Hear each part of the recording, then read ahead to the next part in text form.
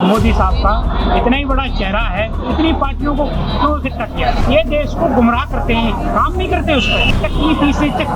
चक्की पीसे बोलते थे ना, अब वही भ्रष्ट है जिनको हजारों करोड़ रुपए का घोटाला बताते थे और एक दिन पहले आके डिप्टी सीएम बना दिया। कट्टर भ्रष्टाचारी है तो आप 9 साल से का पकौड़े कर रहे थे। भ्रष्टाचारी लोगों का केस क्यों नहीं करा, जेल क्यों नहीं करा? पहले तो मोदी जी कहते हैं पूरा विपक्ष मैं अकेला। अरे 38 पार्टियां हैं, अकेले कहाँ हो आप? ये सारी एजेंसियां जो लगी हुई हैं वो सिर्फ इसलिए लगी हुई हैं कि वो जो है वो लोग टूट के बीजेपी में चले जाए। बेंगलुरु में 26 विपक्षी पार्टियों की मीटिंग हुई है और जिस गठबंधन को नाम दिया गया इंडिया, कैसे देखते हैं आप? बहुत ही अच्छा है और मैं समझता हूँ कि जिस तरह से गठबंधन हो रहा है और जिस तरह से बड़ी बड़ी पार्टियां आ रही हैं, इकट्ठी हो रही हैं और देश को भी ज़रूरत है, महसूस होने लगा है।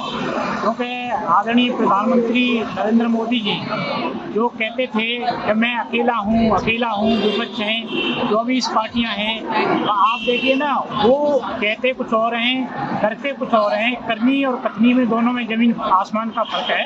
आप देखेंगे उन्होंने 38 पार्टियों को इकट्ठा कर लिया। 38 पार्टियों के साथ वो चुनाव की तैयारी कर रहे हैं और बढ़ाएंगे पार्टियां। जब इनका इतना ही बड़ा जादू है, मोदी साहब का इतना ही बड़ा चेहरा है, इतनी पार्टियों को क्यों इकट्ठा किया? इतनी पार्टियों के साथ क्यों आए? क्योंकि चुनाव किसी तरह से जीतना चाहते हैं और जिस तरह से अब देश का जो माहौल है वो भारतीय जनता पार्टी के खिलाफ है। क्योंकि आप देखेंगे सरकार ने महंगाई से लेकर किसी चीज पर काबू नहीं। आप जो देश के मूल मुद्दे हैं उनको मूल मुद्दों से भटक रही है पार्टी। एक सरकार मूल मुद्दों से भटक रही है।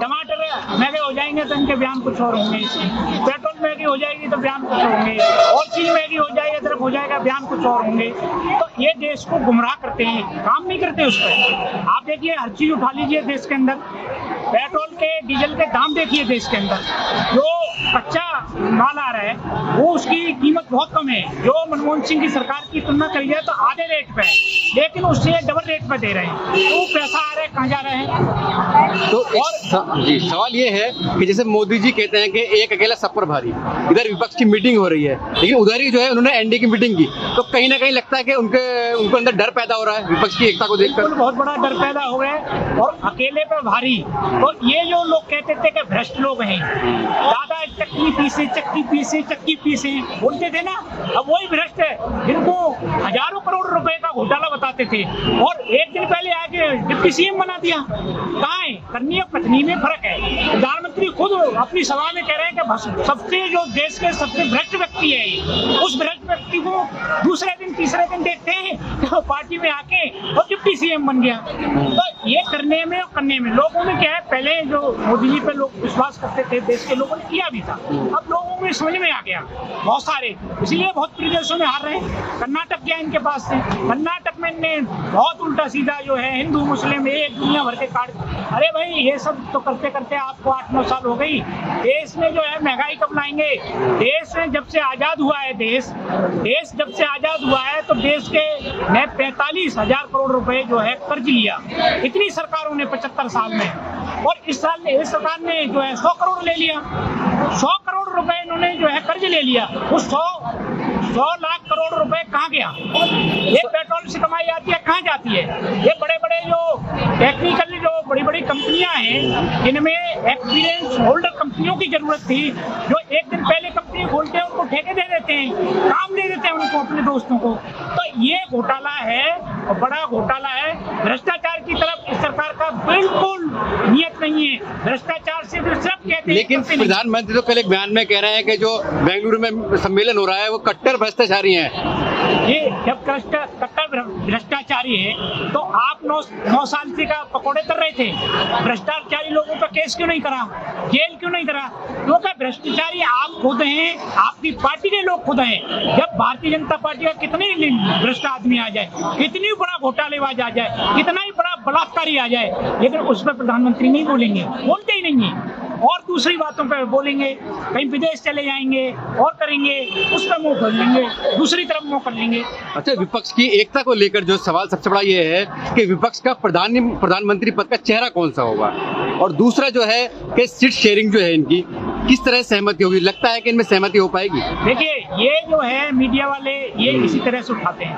अब मीटिंग उनकी थी कल, आप मीडिया में अखबारों में आप देख लो, सुर्खियां पीएम की, उनकी तो मीटिंग के लिए लोग इकट्ठे हो रहे हैं, उनको दिखा रहे हैं।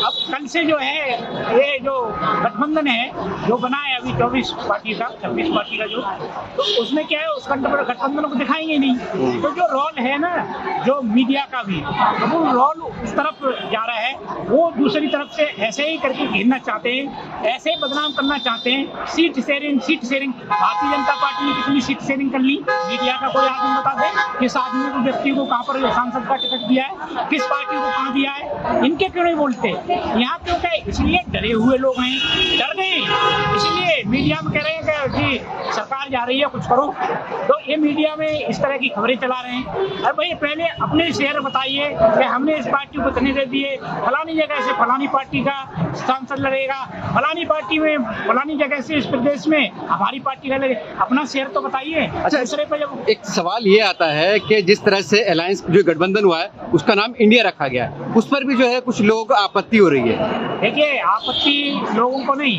डरे हुए लोग हैं। अब मोदी जी है, इंडिया भारत से क्या नफरत करेंगे ये लोग? देश का नाम रखा है, अच्छी बात है। ये तो उसमें है अलग अलग कड़ी, लेकिन वो देश का नाम आ रहा है, अच्छी बात है, देश के लिए करेंगे। और जो उन्होंने एक डेमोक्रेसी शब्द को हटा के डेवलपमेंट शब्द लगाया डी की जगह, तो बहुत अच्छा है, डेवलपमेंट देश का होगा। आपको लगता है कि इंडिया जो है एनडीए पे भारी पड़ेगा 2024 में? बिल्कुल भारी पड़ेगा। भारी नहीं पड़ेगा तो इनको 38 पार्टियों को इकट्ठा करने की क्या जरूरत पड़ गई, बताइए मुझे। अगर पहले तो मोदी जी कहते कि पूरा विपक्ष मैं अकेला, अरे 38 पार्टियां हैं, अकेले कहाँ हो आप? 38 पार्टियां हैं आपके साथ, तो भारी पड़ेगा तभी तो ये घबराए हुए हैं, तभी ये इस तरह से अजीत दादा क्यों ले लिया, घबराए हुए तो बिगाड़ना चाह रहे समीकरण किसी तरह से। सीबीआई, आईबी, सारी एजेंसियां हैं, सब लगा दी हैं, और वो एजेंसियां छापे मारती हैं, सारा कुछ करती हैं, बीजेपी के पाले में गेंद ला के करती हैं। जैसे ही वो मंत्री बन जाता है वो एजेंसियां सो जाती हैं। तो ये सारी एजेंसियां जो लगी हुई हैं वो सिर्फ इसलिए लगी हुई हैं कि वो जो है वो लोग टूट के बीजेपी में चले जाए, तो इसी पे ही ये घबराए हुए तो हैं, घबराए नहीं हुए तो 38 पार्टियों को कैसे इकट्ठा करते?